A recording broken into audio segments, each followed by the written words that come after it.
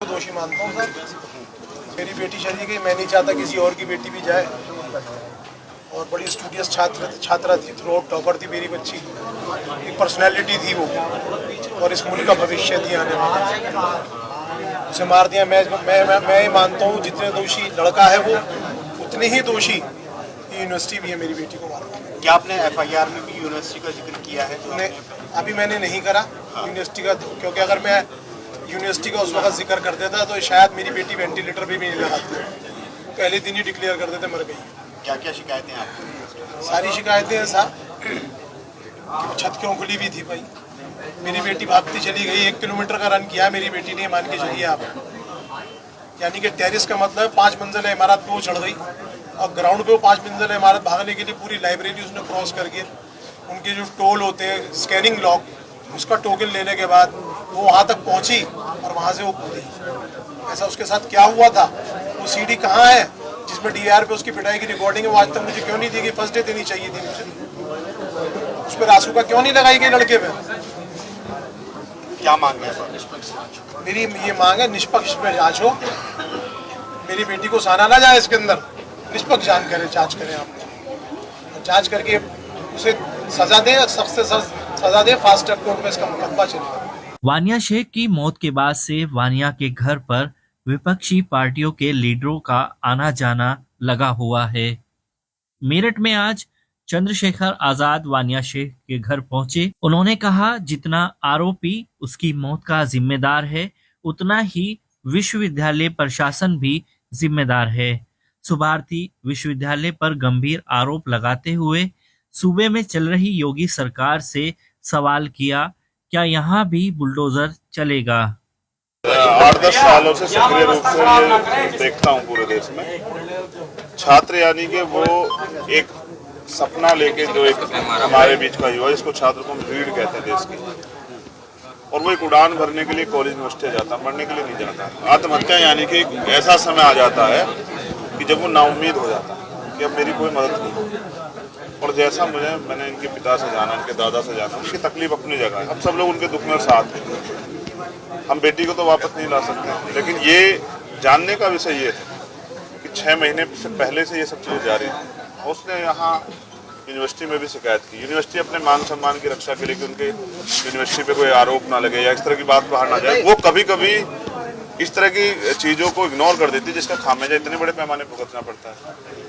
तो उसके साथ 1 हफ्ते पहले भी इस तरह घटनाएं हुई, तो उसने अपने पिताजी को बताया। पिताजी, मैंने भी बात हुई तो उनका कहना ये है कि भाई मैं नहीं चाहता था कि ऐसा हो कि अगर यूनिवर्सिटी अपने नाम के चक्कर मेरी बेटी को फेल करते। वो टॉपर थी, एक ऐसी बेटी जो एक भविष्य में एक अच्छी डॉक्टर होती, हजारों लोगों की जो है जीवन रक्षा करती, उनको जो है उनके दुख का निवारण करती। और वो तो हमने खुद ही, लेकिन इसमें कई चीज़ें लापरवाही की, जैसे यूनिवर्सिटी की लापरवाही, उनकी जानकारी में सब चीज़ें होते हैं, उनको एप्लीकेशन देने के बाद कार्रवाई नहीं की। तो ये इसमें सब लोग शामिल हैं।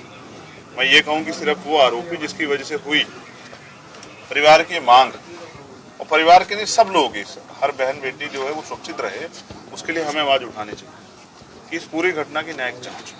अच्छा, इस घटना से पहले भी एक घटना हुई थी, जैसे बता रहे हैं कि बच्ची के साथ पहले भी उन्होंने को बदतमीजी वगैरह कर दी, उसकी कोई इन्होंने कंप्लेंट करी थी उसमें? हाँ, उसने बच्ची गई थी, डायरेक्ट बच्ची गई थी वहाँ, उसने कंप्लेन की थी।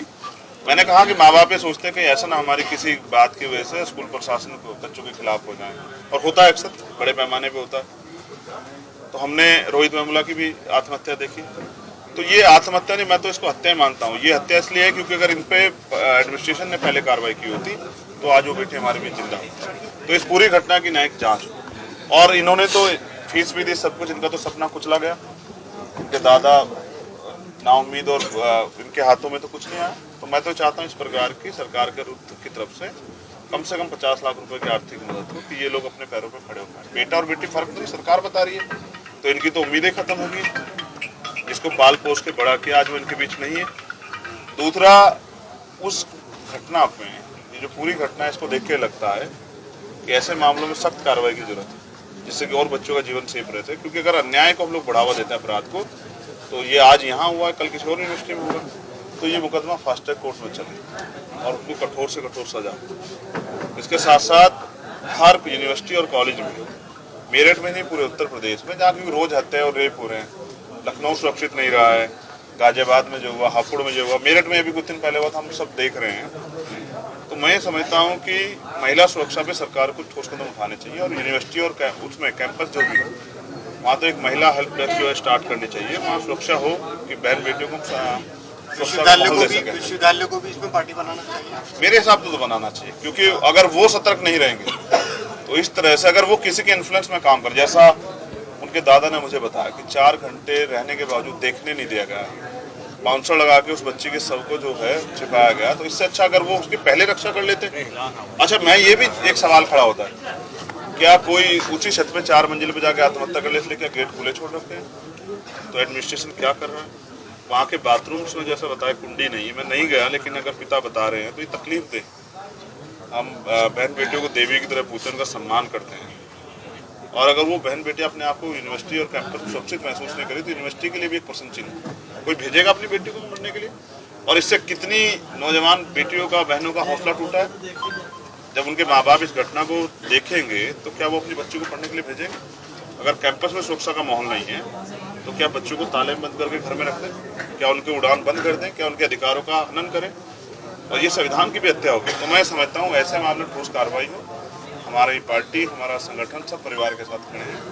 हम लोग यहाँ ज्ञापन भी देंगे और यहाँ के डीएम और एसएसपी से मांग करेंगे कि वो इसमें सख्त कार्रवाई करें और हमारी मांगे पूरी करें। और अगर ऐसा नहीं होता तो इसके बाद जो है एक धरना 31 में प्रस्तावित है, उससे भी बड़ा जो है धरना हम लोग जो है यहाँ जिला मुख्यालय पे करेंगे। लेकिन अब मैं ये भी देखना चाहता हूँ कि बाबा मुख्यमंत्री जो हैं, जो न्याय की बात करते हैं, अब उनकी तरफ से जो है परिवार के, वो क्या परिवार से मिलेंगे, इनका दुख बांटेंगे? वो तो सबकी बात कर रहे थे। या वो अपराधियों पे अब उनका बुलडोजर चलेगा नहीं चलेगा? ये भी, अगर ये यही अपराधी, मैं कहना नहीं चाहता लेकिन ये सत्य है, अगर हम इसको घटना को पूरी बदल दें, बेटी किसी और संप्रदाय से और बेटा किसी और संप्रदाय से, तो आज क्या हो रहा था मेरठ में आपको नहीं पता? शायद मेरठ में कर्फ्यू जैसे हालात हो जाते, क्योंकि भारतीय जनता पार्टी के लोग और उनके से जुड़े हुए संगठनों के लोग यहाँ दंगे जैसा माहौल बनाते और इसको पता नहीं क्या क्या जिहाद का नाम देते। तो मैं तो ये सोच रहा हूँ कि जिहाद नहीं, ये अपराध, और अपराध में सरकार को सख्त कार्रवाई करनी चाहिए। और सरकार अगर नहीं करती तो उस बहन का भाई जो है यहाँ मौजूद है। मैं अभी और 2 घटनाएं मैंने देखी, यहाँ दलितों के साथ भी अन्याय हुआ, वो मुझे टोल पे मिले, रो रहे हैं, यहाँ की पुलिस कार्रवाई नहीं कर रही है। तो मैं यहाँ के एसएसपी से पूछूंगा कि वो कुर्सी पे क्यों बैठे हैं। 2 बड़े मामलों में, एक जो है उसका नगला का एक मामला है, एक खेड़की का मामला, कोई कार्रवाई नहीं हुई, हत्या हुई है। तो यहाँ की पुलिस अगर सत्ता के इशारे पे जो है ना कमजोर वर्गों का की जानों का हनन करेगी, उनकी जाने पे भी कार्रवाई नहीं करेगी, तो फिर ये विद्रोह पैदा होगा। विद्रोह होगा तो आंदोलन होगा, और आंदोलन सरकार झेल नहीं पाएगी। तो मैं इसलिए यहाँ के प्रशासन से मांग करूंगा कि वो संविधान की वजह से कुर्सी बैठे हैं, तो वो न्यायप्रिय कार्रवाई करें और जाति धर्म के चश्मे से लोगों को ना देखें, ना ही सरकार के चश्मे से, वरना जनता का विद्रोह शायद प्रशासन और सरकार